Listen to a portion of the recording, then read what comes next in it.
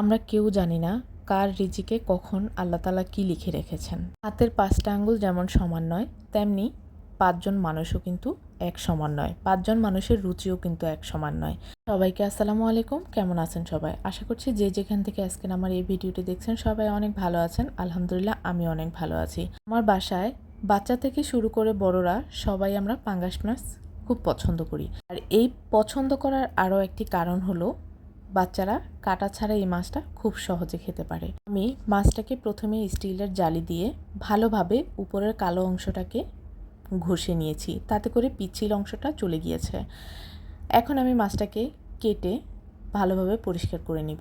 পাঙ্গাস মাছ অনেকেই খেতে চায় না, অনেকের পছন্দ না, তাই বলে আশেপাশের অন্য কেউ যদি খেতে চায় তাকে নাক ছিটকিয়ে কথা বলা, এটা আমি জানি না কোন সভ্যতার মধ্যে পড়ে।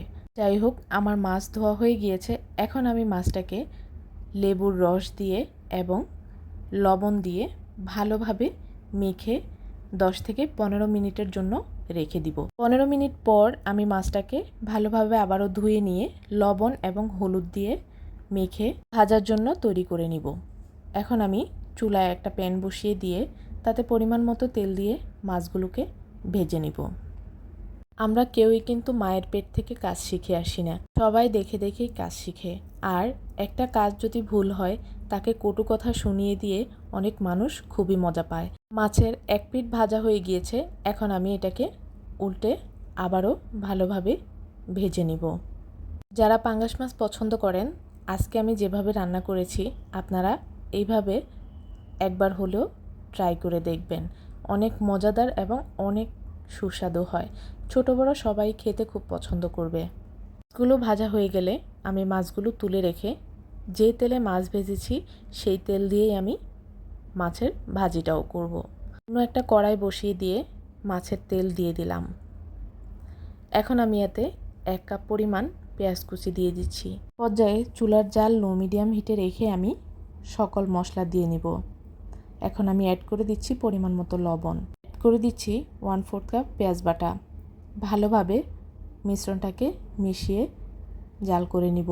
করে দিচ্ছি হাফ চামচ রসুন বাটা এবং হাফ চামচ আদা বাটা। একটা একটা মশলা দিব আর আমি এটাকে ভালোভাবে মিশিয়ে নিব। এখন আমি সামান্য পরিমাণ পানি দিয়ে পুরো মশলাগুলো দিয়ে দিব। অ্যাড করে দিচ্ছি হাফ চামচ হলুদ গুঁড়া, হাফ চামচ জিরার গুঁড়া এবং হাফ চামচ বাটা মরিচ। এখানে আপনারা চাইলে গুঁড়া মরিচও ব্যবহার করতে পারেন, তবে বাটা মরিচের কালার অনেক সুন্দর আসে। এখন আমি অ্যাড করে দিচ্ছি হাফ চামচ পরিমাণ ধনিয়া গুঁড়া। এখন আমি এতে অ্যাড করে দিব 1 কাপ পরিমাণ টমেটো কুচি। এখানে টমেটো দেওয়ার ভিডিওটা বাদ পড়েছে, দয়া করে বুঝে নেওয়ার অনুরোধ রইল। আমি এতে 3 কাপ পরিমাণ পানি দিয়ে ভালোভাবে নেড়েচেড়ে দিয়ে দিব ভেজে রাখা মাছগুলো। তো ভিউয়ার্স, আজকের আমার এই রেসিপিটি যদি আপনাদের ভালো লাগে, যারা ফেসবুক পেজ থেকে দেখছেন প্লিজ আমার পেজটিতে লাইক ও ফলো দিয়ে কমেন্টস করে জানিয়ে দিবেন কেমন হয়েছে।